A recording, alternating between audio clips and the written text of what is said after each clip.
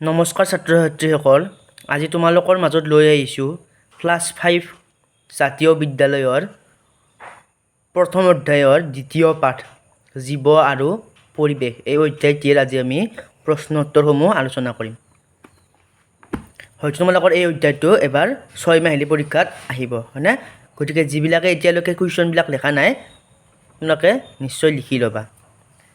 আমি প্ৰশ্ন উত্তৰসমূহৰ মাজলৈ আহিব বাৰু। চোৱা কি আছে, তোমালোকৰ প্ৰশ্নাৱলী আছে। 1 নম্বৰ কুৱেশ্যন দিছে তোমাক, পৰিৱেশ বুলিলে কি বুজা যায় লিখা। হয়, চোৱা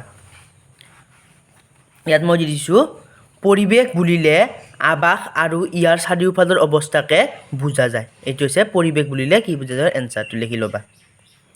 ইয়াৰ পিছত তোমালোকৰ আহিল 2 নম্বৰ কুৱেশ্যন। চোৱা, পানী ধোৱা উদ্ভিদৰ শিপাবোৰ কেনেকুৱা? হয়, চোৱা এনচাৰটো লিখি ল'বা।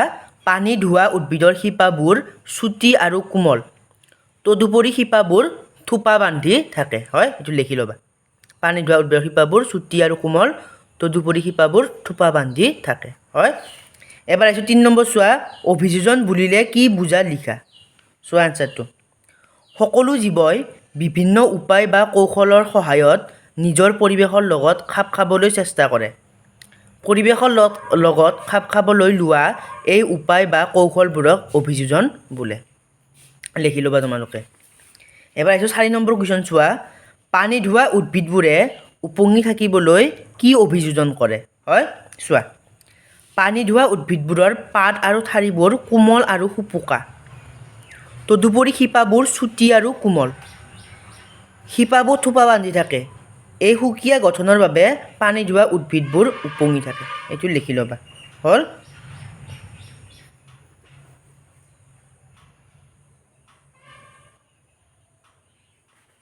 এবাৰ আহিছোঁ চোৱা তোমালোকৰ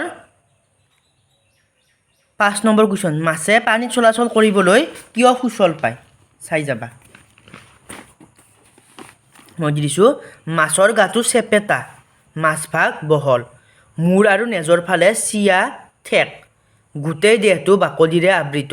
মাছৰ এনে গঠনৰ বাবে মাছে পানীত চলাচল কৰিবলৈ সুচল পায়। এইটো লিখি ল'বা 5 নম্বৰ। হ'ল, এবাৰ আহিছোঁ তোমালোকৰ 6 নম্বৰ কুৱেশ্যন। চোৱা, হাঁহৰ ঠেঙৰ আঙুলিবোৰ পাতল ছালেৰে জোৰা লগা, এনেদৰে পতা লাগি নথকা হ'লে কি অসুবিধা হ'লহেঁতেন? চোৱা, হাঁহৰ ঠেঙৰ আঙুলিবোৰ পাতল ছালেৰে জোৰা লগা, এনেদৰে পতা লাগি নথকা হ'লে হাঁহৰ পানীত চলাচল কৰিবলৈ অসুবিধা হ'লহেঁতেন। হয়, 6 নম্বৰটো হৈ গ'ল। এতিয়া চাবা 7 নম্বৰলৈ আহিছোঁ। কি দিয়া আছে, উটৰ কোচটোৰ উপযোগিতা কি? 7 নম্বৰ কুৱেশ্যন। চোৱা,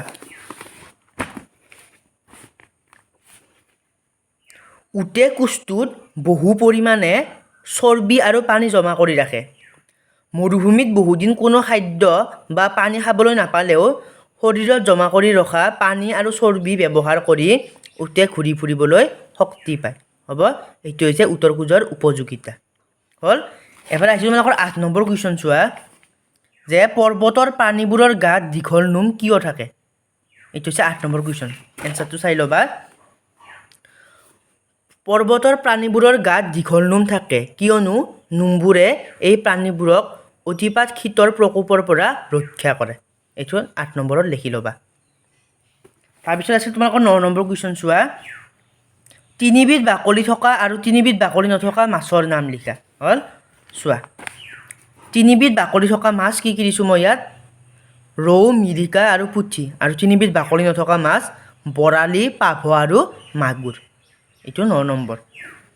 এবাৰ আহি তোমালোকৰ 10 নম্বৰ কুৱেশ্যন। চোৱা, কিছুমান পোক পৰুৱাই পানীৰ ওপৰেদি কিয় সহজে অহা যোৱা কৰিব পাৰে?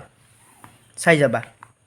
কিছুমান পোক পৰুৱাই পানীৰ ওপৰেদি সহজে অহা যোৱা কৰিব পাৰে কিয়নো এই পোকবোৰৰ ঠেঙৰ গঠন বিশেষ ধৰণৰ। ঠেংবোৰ দীঘল, তদুপৰি পানীত অহা যোৱা কৰিবলৈ ঠেংকেইখন বঠাৰ দৰে ব্যৱহাৰ কৰে। হয়, এইটো হ'ব 10 নম্বৰটোৰ এনচাৰ। লিখি ল'বা।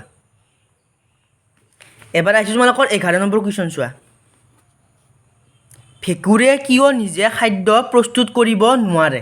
এইটো হৈছে তোমালোকৰ 11 নম্বৰ কুৱেশ্যন। চোৱা, ভেঁকুৰৰ গাত পত্ৰহৰিত বা ক্লৰ'ফিল নামৰ পদাৰ্থবিধ নাথাকে বাবে নিজে খাদ্য প্ৰস্তুত কৰিব নোৱাৰে।